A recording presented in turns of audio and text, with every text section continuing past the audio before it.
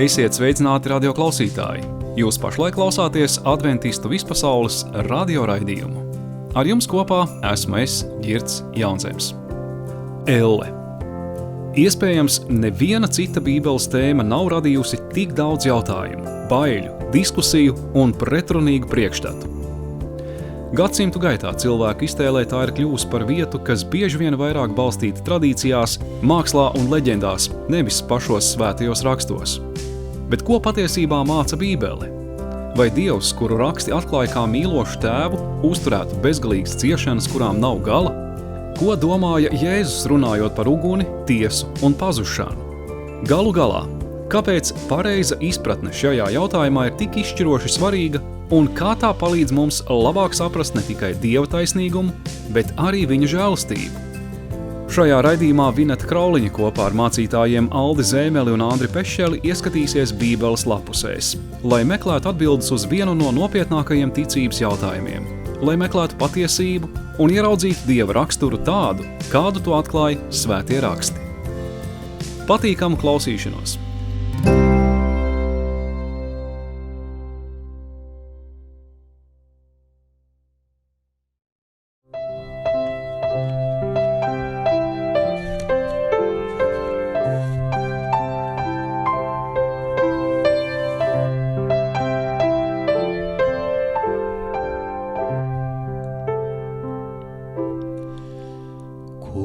Es vēlos, lai man būtu skaidrā sirds, skaidrā sirds. Kungs, es vēlos, lai man būtu skaidrā sirds, skaidrā sirds, skaidrā sirds.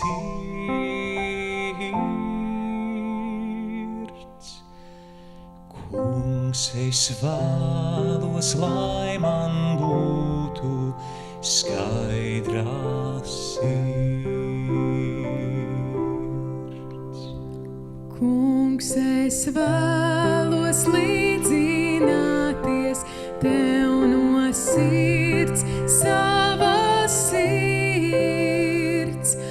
Kungs, es vēlos līdzināties Tev no sirds.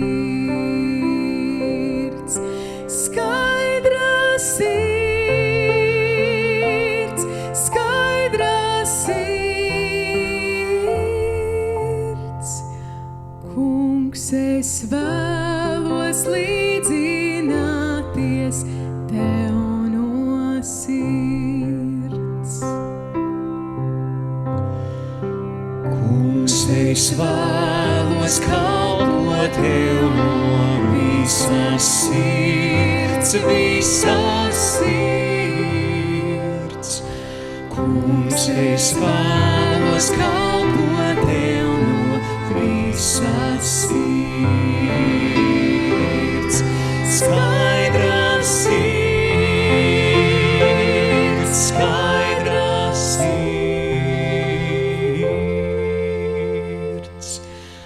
Kungs, es vēlos kalpot Tev no visas sirds. Kungs, es vēlos, lai Tev pieder mana sirds, mana sirds. Kungs, es vēlos, lai Tev pieder mana sirds, skaidrā sirds, skaidrā sirds.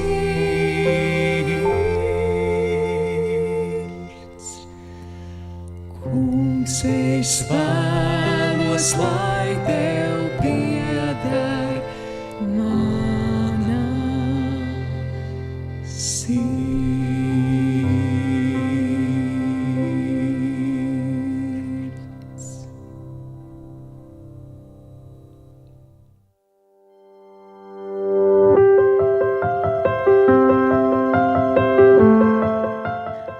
Sveicināti, mīļie radio klausītāji!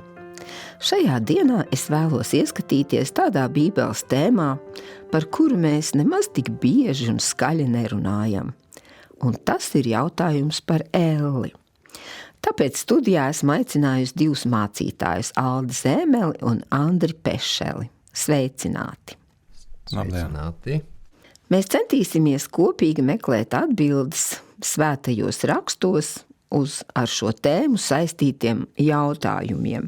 Diemžēl jāsaka, man ir iznācis saskarties ar cilvēkiem, es domāju šoreiz kristiešiem un arī mācītājiem. Vairāk gan es esmu sastapusi uz ielām, kas sludina skaļā balsī Elles esamību. Un viņiem tā ir kā viena no evaņģelizācijas metodēm.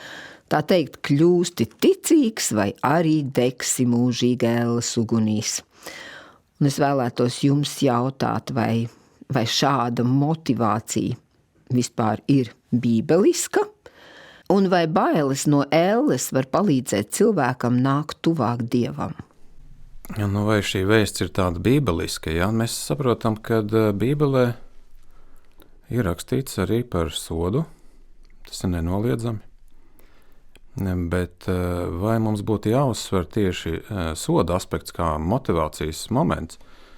Es domāju, ka šis aspekts raisa vairāk bailes nekā mīlestība. Jo mēs skatoties uz Dievu redzam, ka viņš ir mīlestība un viss, ko viņš dara, ir mīlestības motivēts, iedvesmots, viņš cenšas caur mīlestības saitēm mūs aizsniegt. Bet caur bailēm ir mokas, un līdz ar to šis veids ir ļoti tāds nedrošs. Ja mums ir bail no Dieva kā tāda barga soģa, tad visa mūsu dzīve būs sasaistīta, mēs būsim nebrīvi, mēs rīkosimies tikai aiz bailēm. Varbūt ir cilvēki, kas tādā veidā mēģina aizsniegt kādu cilvēku domas, bet es domāju, ka tas ir tāds ļoti vājš veids, jo mēs redzam, kā Kristus uzrunā cilvēks, kā viņš atklāja tēvu, un protams, viņš runā arī par šo cilvēku izvēli, ka cilvēks var izvēlēties gan labu, gan ļaunu, un tam attiecīgi katram ir sekas.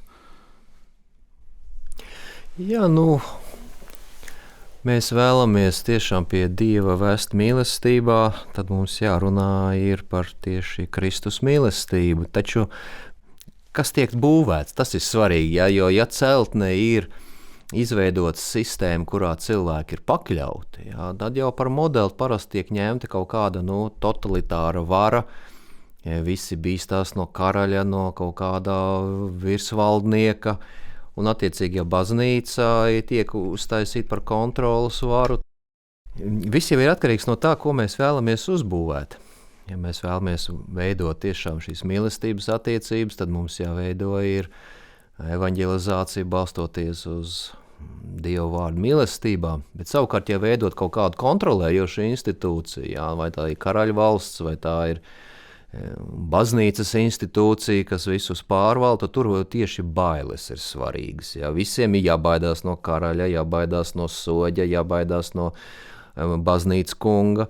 Un bailes, jo baznīca jau pārvaldīja šīs lietas, vismaz cilvēku izpratnē, kurš nonāks debesīs, kurš nonāks ellē, un tas bija visai nopietni, vismaz viduslaikos un vēl nesenajā pagātnē. Tādēļ jau elle bija ārkārtīgi tāda labs instruments, kā cilvēkus motivēt paklausīt baznīcai un darīt visu, ko baznīcas kungi pavēl. Varbūt sāksim ar to, ka aplūkosim, kādas tad ir tās populārākās nepareizās izpratnes par Elli. Skaidrs, ka ir dažādi priekšstati cilvēkiem, kad tas asociējās ar kaut kādiem ērmiem, ragiem un astēm un katliem un tur kaut kādā veida. Piķi. Jā. Tas ir viens tāds ieskats. Dažkārt mēs redzam, ka arī Bībelē varam atrast dažas raksturvietas, kas runā par mūžību, par mūžīgiem dūmiem, mūžīgām mocībām, un attiecīgi cilvēki, arī teologi to sasaist ar cilvēku tādu mūžīgu mocīšanu ugunī. Un līdz ar to mēs, es domāju, arī tālāk aplūkosim šo jautājumu, vai tas atbilst patiesībai, ja? Vai tiešām mēs varam šīs raksturvietas tā arī interpretēt un raudzīties uz tām, vai tiešām viņas nenonāk tādā kontrastā vai attiecīgi konfliktā, varētu pat teikt, ja, ar citām raksturvietām. Visā šajā stāstā par Eli man personiski viss tāds dīvainākais šķiet tas, kā tieši paša Sātana apraksts. Ja. Ko viņš tur Ellē dara? Ka viņš visu mūžību, taču iedomājieties, ja tur nes ogles, tur katlus, dakšas, tos grēciniekus, viņš tur maisa pa piķi, ja, un visu mūžību viņš dušīgi strādā. Neviens dieva kalps tā nesvīst tā kunga labākā šajās aprakstos, ja, un tas iznāk pilnīgi pretrunā, jo mēs zinām, ka Sātans taču ir dieva pretinieks, bet šeit viņš ir paklausīgi dara, teikt, dieva gribu pilda, ja, un tas jau vien parāda, ka šeit kaut kas ar šo doktrīna nav kārtībā. Jā, Bībelē ir vairāki panti, kur sacīts mūžīgi mūžos. Bet varbūt, ka mēs varam aplūkot šos pantus Bībeles simbolu kontekstā un tad pārbaudīt, vai Bībele tiešām māca par mūžīgām mokām. Jāsaka tā, ka svētajos rakstos mūžība var apskatīt šo vārdu dažādi. Piemēram, ir mūžīgā dzīvība, mēs saprotam, tas ir mūžīgi, bet tajā pašā laikā ir vecajā derībā, kaut vai tajā pašā 1. Mūzes 17. nodaļā, tur ir tā vecā derība apgraizīšana, tā arī teikt, tā ir mūžīgā derība. Nebreji līdz šim laikam to arī tur uzskatot, ka jauno derību viņiem nevajag, viņam tā mūžīgā derība jau ir apgraizīšana, viņi pie tās turās. Taču mēs zinām, ka līdz ar Jēzus Kristus atnākšanu, tas, kas bija kādreiz arī teikt, bijis nosaukts mūžīgs, viņš iegūpa pavisam citas formas, un nāk jaunā derība, arī tur ir teikts mūžīgā uguns. Mūžīgā uguns arī to uztver dažkārt kā tādu arī neizdziestošu, bet atkal tas varbūt vairāk ir tāds rezultāts, ko tā uguns panāk. Piemēram, apustuļa Jūdas vēstulē tur ir teikts, ka Sodoma un Gomora arī deg mūžīgās ugunīs, bet tās uguns ir nodzīsušas, jo šīs pilsētas ir tā iznīcināts, ka nekas no tām nav palicis pār, tā kā varētu šādā aspektā skatīties uz to mūžīgo uguni. Vai varētu teikt tā, ka šī mūžīgā uguns atšķiras no tās uguns, kas ir ugunsdzēsējiem? Kaut gan ugunsdzēsēji arī var apdzēst ugunsgrēku, bet nevienmēr tas izdodas. Citreiz tā uguns ir stiprāka, bet tā mūžīgā uguns ir tāda, kur ir, tā teikt, Dieva sūtīta un vienmēr sadedzinās to, kas būs jāsadedzina. Jā, tā var teikt, tur būs pelni. Kā galējais rezultāts. Tas tā kā, piemēram, Elija, kad upurēja Dievam, un tur bija akmeņi, un tur bija grāvī izliets ūdens ap altāri, un Dieva uguns krita no debesīm, un aprija gan to ūdeni, gan tos akmeņus. To neviena citu uguns nevarētu izdarīt. Un vēl jau arī mūžīgā dzīvība kā tāda. Ellē jau nav apsolīta nevienam mūžīgā dzīvība. Tā ir tikai tiem, kas ir Jēzu Kristu.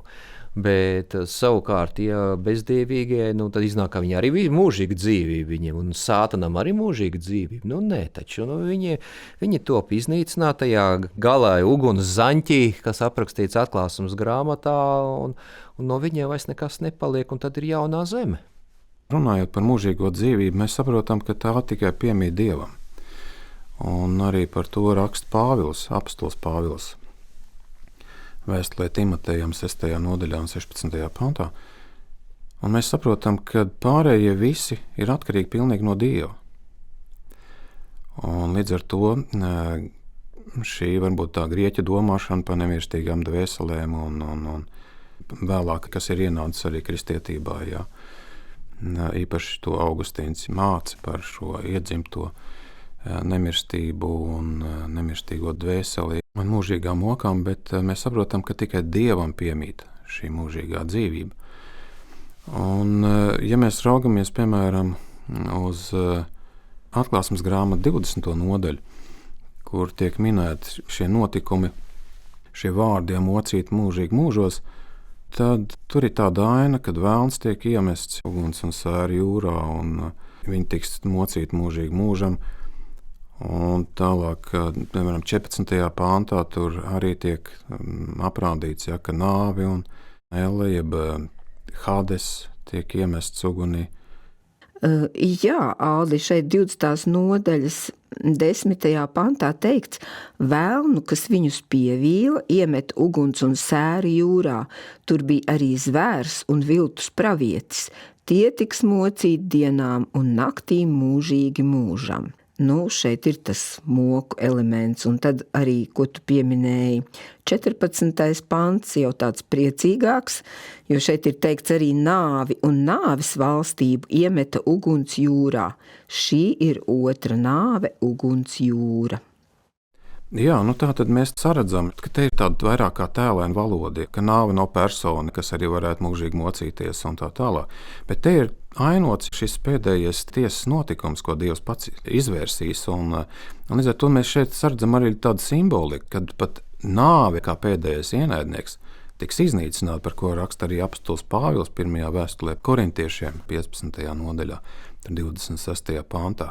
Un mēs saprotam, ka šeit nebūs tāda aina, kad kādi cilvēki dzīvo kopā ar Dievu mūžīgi, un kādi mocās mūžīgi.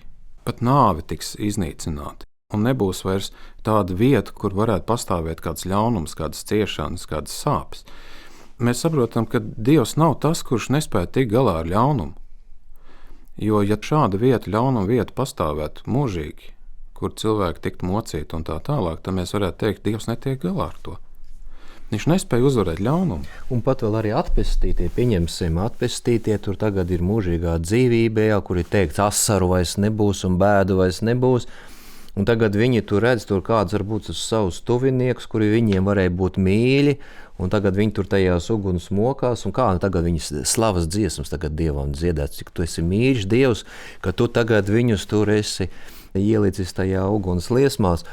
Šeit arī tas morāls jautājums, protams, arī. Nē, protams, Dievs bezdievīgos iznīcinās. Tas ir aprakstīts atklāsmes grāmatā, tā uguns jūra galā būs, kā Dieva tiesas risinājums. Bet šīs mokas nebūs mūžīgas, bet tās būs galējas, kad no šiem cilvēkiem, arī tāpatās no paša vēlna, nekas pāri nepaliek. Šāda rakstvieta ir Malahijas grāmatā 3. nodaļā, tur no 18. pantā, kur tas kungs caur pravieti saka, un jums savukārt būs jāredz, kāda ir starpība starp taisno un bezdievīgo, starp to, kas Dievam kalpo un to, kas viņam nekalpo, jo redz nāks diena, kas kvēlos kā karsti nokurināta krāsns, tad visi pārgalvīgie nievātāji un ļaundari būs kā rugāji. Šī nākamā diena tiem pielaidīs uguni, saka tas kungs Cebauts, neatstās no viņiem pāri ne saknes, ne stiebrus. Te tieši tā doma arī ir, ka viņi tiek iznīcināti, līdzīgi kā pavasarī vecā zāle nodeg un paliek tikai pelni, tā arī šeit ļaunuma vairs nebūs. Elle ir saprotam, ka tas ir ļaunuma tā kā turpinājums, jo mokas tas ir ļaunums, bet ļaunuma vairs nebūs. Nepavēlt arī Pāvils raksta vēstulē romiešiem, manuprāt, 3. nodaļā, par to, ka grēka alga ir nāve.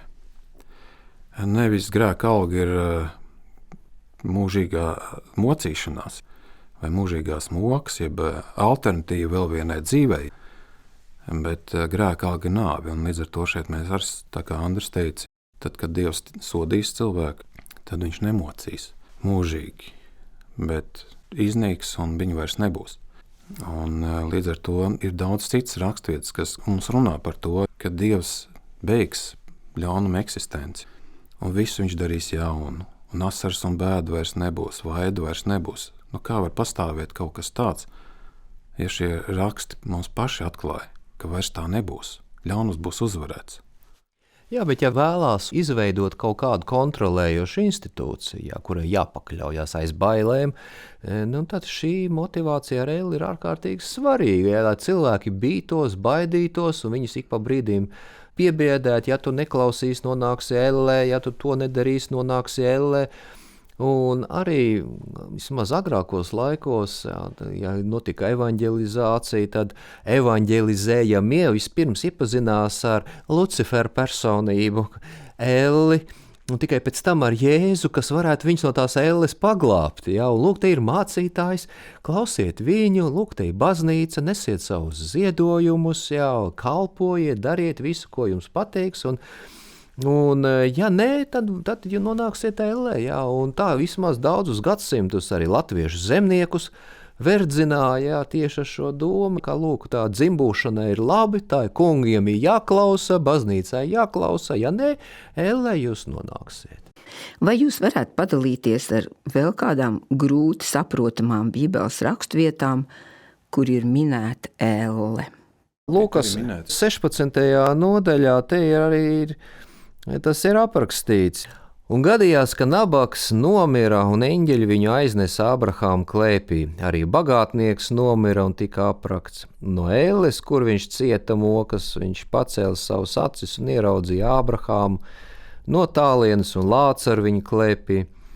Tad viņš sauca stiprā balsī: Ābrahām, tēvs, apžēlojies par mani un sūti Lācaru, lai tas iemērts pirksta galu ūdenī un dzesē manu mēli, jo es ciešu mokas šajā liesmā. Bet Ābrahāms teica: piemini dēls, ko tu savu labumu esi dabūjis dzīvs būdams, turpretī Lācars ļaunu. Tagad viņš tiek iepriecināts, bet tev jācieš mokas, bet turklāt starp mums un jums atrodas liels bezdibenis, ka tie, kas no šejienes vēlētos noiet pie jums, to nespēta, tāpat arī no jums pie mums. Bet tas teica: tad es tev lūdzu, tēvs, sūti to uz mana tēva namu, jo man ir 5 brāļi, lai viņš tos brīdina, kā arī tie nenonāk šajā moku vietā. Bet Ābrahāms atbildēja: tiem ir Mūzes un pravieši, lai tie tos klausa. Bet tas sacīja: nē, Ābrahām tēvs, bet ja kāds no mirušajiem pie viņiem ietu, tad tie atgrieztos. Bet Ābrahāms jiem sacīja: ja tie neklausa Mūzu un praviešus, tie neticēs arī tad, ja kāds no miroņiem celtos augšā. Nu, skaists apraksts elles pamatojumam, jā, bet tas ir tā kā neiet kopā ar to, ko mēs te līdz šim esam runājuši. Jā. Bet jā, nu te ir vairāk tie simbolikas elementi, tas pats Ābrahāma klēpis. Nu, es nezinu, vai vispār kāds kristietis dikti tiektos uz to tur nokļūt. Arī par to mēli, kas cieši slāpes. Bet, manuprāt, vairāk šī līdzība ir vērsta, kur tur pēdējos pantos ir aprakstīts. Jā, ka ja kāds no miroņiem augšām celtos, nu, Jēzus to tā kā uz sevi attiecināja. Viņš arī augšām cēlās, nu, un cik daudz viņiem klausīja. Un tā tas arī šeit, ka tas mērķis bija ne tik daudz aprakstīt doktrīnu par elli, bet drīzāk, ja viņi neveiks savu izvēli šīs dzīves laikā, tad viņiem otrais tāda iespēja nebūs. Jā, un to, ko tu lasīji, tur jau arī mēs skaidri redzam, ka ir teikts, ka tā atstarp starp tiem, kas ir debesīs un tiem, kas ir tā saucamajā ellē, ir tāda, ka viņi nevar viens otru aizsniegt. Līdz ar to arī neviens izglābtais nevar iemērkt pirkstu ūdenī un aizsniegt tā, kas ellē atrodas mēli, jo tas te jau mēs redzam, ka tās ir tiešām tie simboli, ka tas nav burtiski domāts. Ja mēs vēl padomājam par to attālumu, ja, ka debesis ir tikpat tuvu, ja ellē, kad var savā starpā vēl sarunāties, ja, tad kas tā ir par vietu? Un, protams, mēs redzam, tur ir vairākas mācības šajā Jēzus izteiktajā domā par mūsu dzīves laiku, kā mēs attiecamies par tiem, kas ir izstumti, kas ir vājāki, kas ir nabagi, kas ir varbūt guļ bezspēcībā, slimībā. Kā tas ir, kad šīs izvēles, kā mēs pieņemam, ja, ko mēs darām. Jo pēc tam, kad cilvēks nomirst, tad jau vairs neko nevar mainīt. Kā mēs redzam no šī stāsta, tad, kad ir jau pielikts šis punkts, ka ir pienācis nāves brīdis, tad viss tas ar to arī beidzās. Un dažkārt te ir tas jautājums, kas notiek pēc nāves. Un ja mēs lasām, tad principā Bībele runā nevis par dzīvi pēc nāves, bet drīzāk runā par šo nāves stāvokli. Kad cilvēks tad, kad nomirst, viņš ir šajā miega stāvoklī. Mēs varam lasīt dažādas tekstus, kad cilvēks nomirst, viņš gaida tiesu. Piemēram, tad, kad mēs lasām Daniela grāmatu, tur 12. nodaļu un 2. pantu, Un daudzi no tiem, kas dus zemes pīšļos, uzmodīsies, citi mūžīgai dzīvībai, citi mūžīgam negodam un kaunam. jā, šeit mēs redzam, ka šie raksti paši pasaka par to, ka pēc nāves nekas nenotiek. Nav tā, ka cilvēks, kad nomirst, tad kādi aiziet uz debesīm vai kādi noiet pa zemē un ellē, bet mēs redzam, ka būs šī tiesa. Jā. Un šī rakstvieta nav vienīgā, kas runā par to, kad būs šī augšām celšanās. Arī apostols Pāvils, runājot pirmajā vēstulē korintiešiem 15. nodaļā, viņš runā par šo, ka šis iznīcīgais apvilks neiznīcību. Tas nozīmē, ka cilvēkam nepiemīt arī šī mūžīgā dzīvība. Ja? Šis ir jāapvelk, ja? Šī dzīvība būs jāapvelk. Ka tas mums nepiemīt, ja? Un līdz ar to nav tādas nemirstīgās dvēseles un tā tālāk. Mēs redzam, ka šīs rakstvietas runā tik skaidri, kas notiek ar cilvēku. Un šajā līdzībā, ko mēs lasījām, tā ir līdzība. Un tas ir ļoti labi, ka mēs paņemam tādu ieskatu šajā stāvoklī, kas notiek, kad cilvēks nomirst. Ko jūs novēlētu tiem klausītājiem, kuri mūs klausās? Mēs redzam, ka svētie raksti tomēr izceļ Dieva tiesu, izceļ Dieva taisnīgumu, izceļ Dieva mīlestību, Dieva žēlastību, bet savukārt tās bailes, kas nāk līdz ar šo domu, ka Dievs nepieņems tās, tur tiešām tās ir ļoti nomokoši, kā cilvēks reāli var sākt dzīvot ellē šeit zemes virsū, un šādi cilvēks spēja arī citiem sagādāt tos elles apstākļus. To mēs redzam, ja cilvēks dzīvo pats ellē savā personiskajā, tad viņš var sagādāt arī karus un postījumus un mokas visiem apkārtējiem. Jā, tā ir elle zemes virsū. Bet savukārt, ja mēs vēlamies ienest Kristus gaismu, Kristus mīlestību, žēlsirdību, mīli. Un arī tas cilvēkus arī, vēstu tuvāk pie Dieva un arī savstarpējas attiecības uzlabot, tad tur jau mēs redzam, ka elle vairs neder kā motivācija. Te mums motivēt var tikai pats Kristus kā personība ar savu raksturu, kas var būt tāds pievilcīgs un pārveidojošs grēciniekiem, kas nāk no elles, pie patiesās gaismas. Dzīve paiet ātri. Un ir jautājums, ko mēs darām šajā dotajā laikā.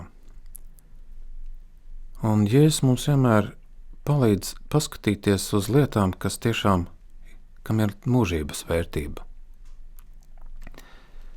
Un viņš vēlas, lai arī mūsu dzīve būtu tiešām viņa svētīta, Dieva svētīta, lai, kā Andris teica, lai mēs neveidot dzīvi tādu smagu, kas līdzinātos ellē virs zemes, vietai, kur mēs varētu piedzīvot ciešanas.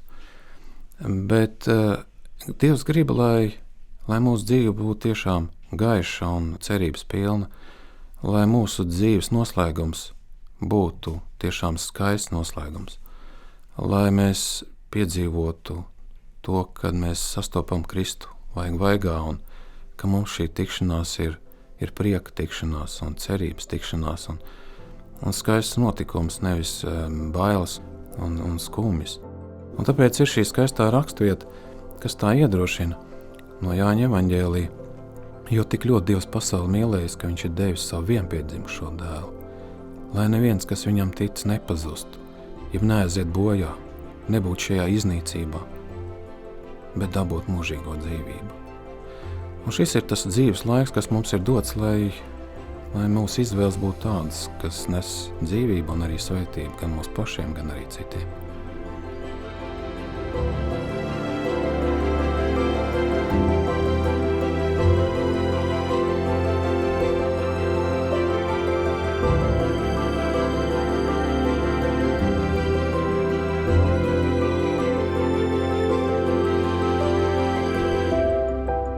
Raidījums iespējams klausīties katru piektdienu 17. Adventistu vispasaules Radio Latvija YouTube kanālā.